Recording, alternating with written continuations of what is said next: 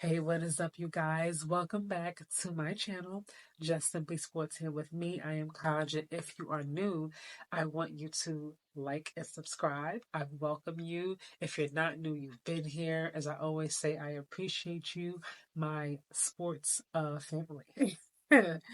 You guys, this episode is a little bit bittersweet for me because this is it. There is no more games. There are no more games. Everybody is done for the season. The Eagles shut the Chiefs down.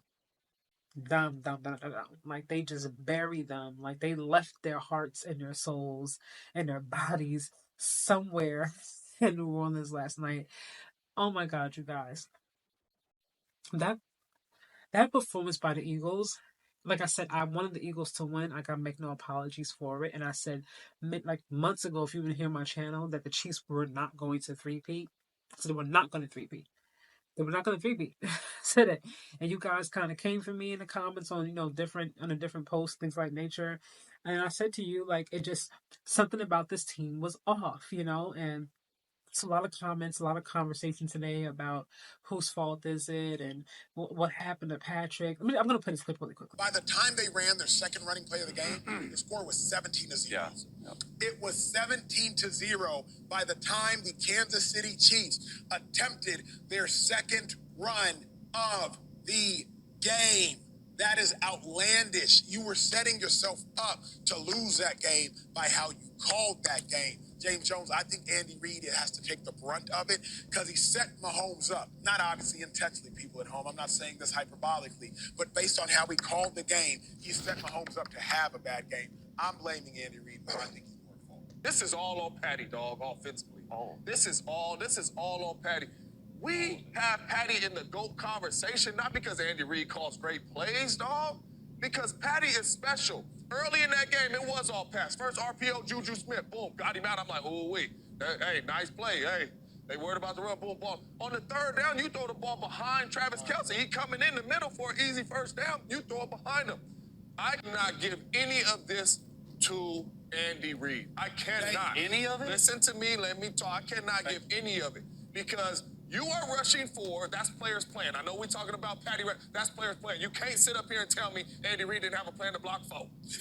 So respectfully, for me, it's not even about the Chiefs at all. And I feel like we're not giving the Eagles enough credit for what they did, what they accomplished. The reality of it is that the Eagles were just a better, superior, hungrier team. It was obvious to me from the time that game started all the way throughout that there was one team that seemed like they were fighting for more, they were playing for more. I feel like they were playing for their respect. They were playing for a chance at redemption because they got there 2 years ago and they lost. I feel like they were playing for to prove all the haters wrong, all the naysayers. Jalen Hurts can't do this, he can't do that. Only Saquon can save him. All these different things. Like I feel like all those different things combined. Oh, why they won that game? On top of the coaching as well, you got to give all the coaches credit. You got to give Sirianni credit. You got to give Vic Fangio his credit. You have to give it to him, right? Especially after he got fired last season. That's crazy, right? He's being fired to now Super Bowl winning, defensive coaches. It's crazy how sometimes things just come full circle. But I feel like everybody says Patrick, Patrick looked awful, and I appreciate his accountability for saying that, he didn't play up to his standard. Of course he didn't, but the reality of it is the why. Patrick is not known for throwing all kinds of picks and just getting sacked as many times as he got sacked. I think they said his QBR was like a 1 in that first half. You know what I mean? Which is insane. You would never believe that or would have made that bet had you not seen last night's game. But I say it to say the reason why Patrick looked the way he did is because of the defense.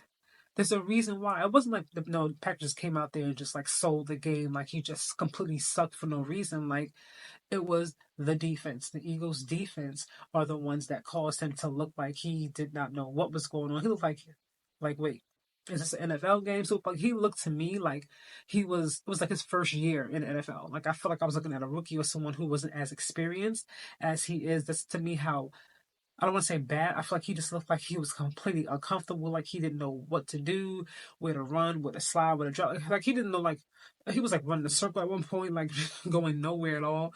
I was like, man, this is bad. This is bad. I said, you know what? These are the Chiefs. Aside from how I feel, what's going to happen is they're going to go out at halftime. They're going to hit a little bit of Kendrick, get a little bit of Pump. You know what I mean? They're not like us. They're not like us, right? They're not like us. You know what I mean? We're here. We're here to 3P. You know what I mean? This is the Chiefs. Chiefs Kingdom. All these different things. Right? That's what I was thinking in my head. Right? I said, okay, they're gonna make some adjustments. Andy Reid, right? He's gonna come out. He's like, I got this. You know, I've been here, done that. Came out after halftime, had a little bit. You know, Pacheco ran for me like 3 or 4 yards. Nothing crazy. You know, Patrick was back running in that circle. I said, oh damn, like I don't know what's happening, but really and truly, the bigger part, aside from just how dominant the Eagles were, is that I feel like very early on, they just felt like the life had just got sucked out of the Chiefs. You know what I mean? They just felt like they looked on the sideline like they just did not believe that they still had a chance. Like they didn't play like the champions that they are. I feel like they kind of gave up. And they were still out there physically, but I feel like body language mentally, you know, like it just looked like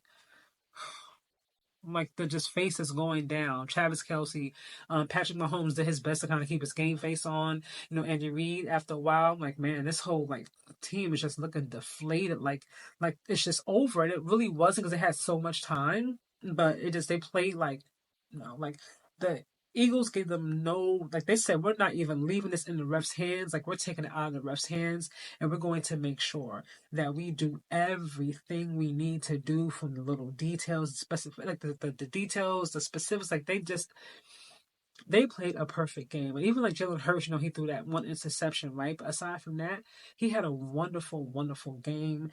Like I said, and if you think about it, you guys, and people were like, "Oh, what happened?" You know, I'm so surprised how the Eagles look, the Chiefs look. If you're thinking about it, which is why I said I don't want to go to three-peat. If you think about it, take your personal biases out, right, and how you feel about the Chiefs or the Eagles. Think about how both teams looked and how they played all season long. The Chiefs skated by on so many games. You may not want to admit it. If you're here, you're a Chiefs fan. I feel you. I understand your pain. You know what I mean? And we're here. I got you. Right? It's all love. But if you're really being honest, right? The Chiefs skated by most of those games. Most of the games are pretty much one score games. I think the highest scoring game they had were against my Bills. No, Josh Allen's my guy, and that was about 2 weeks ago. But outside of that, everything was like a block kicked or some crazy ref call. You know, giving them an extra set of downs to score. You know, just different things that have happened. And I said, this is not going to work ongoing. At some point, somebody is going to stop them if they keep looking like this. It's just reality. Houston, Texas, to me, because that defense to me would have stopped them had certain things not happened that kind of spun the momentum and gave the Chiefs extra opportunities. This completely being biased. Like Houston is not my favorite team at all, so I'm not saying this, you know, out of hate for the Chiefs, but those things completely swung the momentum of that game. If you're just being completely honest. Now the Eagles have been this dominant freaking team. I was about to curse. I don't want to curse on here.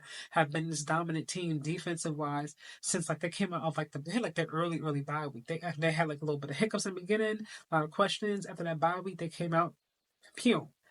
We're on a mission. You know what I mean? So if you look at how both teams played, they both played the way they've been playing all season. It's just that when you meet someone, or not someone, you meet someone, some people, and you look at the team, it was just completely lopsided. The Eagles have been the superior and the most dominant team pretty much for the entire season, and that was clear on display last night.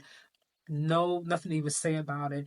The Eagles are the single reason why the Chiefs lost that game. They were outcoached. Simplicity is the finest form of art. You know, Vic Fangio said we need to do anything crazy at all. What we're gonna do is we're gonna make Patrick Mahomes uncomfortable. We're gonna make him uncomfortable, make him feel the pressure, make him feel the heat, force him to do things that he doesn't normally do. And it was a master plan. It was genius, but it was so simple, and I loved it. I told my family this months ago. I was like, if you ever want to beat the Chiefs, you have to make Patrick uncomfortable. You know that he likes to run if he needs to. You know he can. Let's say, you know, throw them passes. You know, from behind the back on the side. You know what I mean? He's clever with it, and if you give him time, you know, to do those things, he will succeed. Let's not be fooled by any stretch of the imagination. He's a generational talent. I got to give credit and respect where it's due. So you have to get to him early. Boom, and they kept getting to him early. Boom. It's like it was. Like it was personal, you know what I mean? Like everybody was just knocking him down. It was like taking turns, like where you going? Where you going? No, boom. You know what I mean? I was like, oh, like it was some hard hits. I thought he was hurt. I was like, oh, then it was like pulled the face mask. Okay, I said okay. You know, like they might want to pull Patrick out this game before he like pulled him out of here on a stretcher. Complete and total dominance from the Eagles. Like I said, they won this game fair and square. There was nobody even debated. No matter how much you hate the Eagles and want the Chiefs to win, you can honestly look at that game and say, you know what? They were the better team, and it is what it is. The refs stayed out of it for the most part, well, as much as they could, because the Chiefs were just undisciplined last night. So many flags. I was like, what is going on? It was crazy. And I feel like going forward, we have to put Jalen Hurts in a different conversation now. Like I said, 4 years as a starter, 2 Super Bowls, what, 2 in 3 years? Like, who else has done that, arguably? I mean, you think about Patrick Mahomes is in rare company. Only people to beat him, in the Super Bowl are Tom Brady and now Jalen Hurts. And he outplayed him both times in the Super Bowl. Both times they outplayed him. Period. Joe Burrow beat him and went to the Super Bowl, but he didn't win. He did still beat him, so I guess that counts for something. Josh beats him in the regular season, and Lamar has beat him at all. But very few people can say that they beat the great Patrick Mahomes, and now Jalen Hurts is in that rare company. We have to put more respect on Jalen Hurts' name, and I feel like it's time we start moving him up in these conversations because we can't just keep leaving him out. All year long, he's been left out of every conversation. And I feel like people say we punish Lamar for who he had around him with the whole MVP thing. We also punish Jalen Hurts for no as well because it's like, oh, Jalen Hurts, this he doesn't do this, he doesn't do that. He doesn't need to do it. That's the difference. He doesn't need to do it. He doesn't need to be a game changer, but he can just simply be a game manager. He has greatness around him. He's coached great. He doesn't need to do a whole bunch of extra game saving things. He doesn't need to. You know what I mean? He just does not need to. And we punish him for it. And we should stop really and truly. Jalen Hurts. I know I like Jalen Hurts, but I haven't really like for me it's more so Josh and Lamar. But after like these past two like games, I said it even before, I said Jalen Hurts is not as bad a place people make it seem. He's better than Patrick Mahomes. At least he was in Super Bowls. He outplayed him. And I feel like we got to really see last night. I always said, you guys, before I get out of here, it'll be interesting to see what Patrick looks like if he's not in this system. If he's with a different coach. He's around different talent. Will he still look as untouchable? And I think it's safe to say now, after what we saw last night, the answer is no. It is a loud and resounding no. But what do you guys think about Super Bowl? I look forward to reading your comments. Do you think that we should now, do you agree with me? Should we now move Jalen Hurts up in the conversation and, put him in the top five? Who are your top five QBs right now in NFL? I'm not talking about past, I'm about present. For me, it's Josh, it's Lamar, it's Joe Burrow. You still got to have Patrick Mahomes, and now you have to add Jalen Hurts to that conversation. There is no way around it. I didn't give an order either, you guys. Don't try to come for me in the comments. It wasn't in order. I'm just giving you who I think are my personal top five QBs in the NFL right now. I want to hear what you guys think. Should I say read what you guys think? And of course, I will see you in another video, you guys. Another video. Maybe not an NFL video, but another video nonetheless.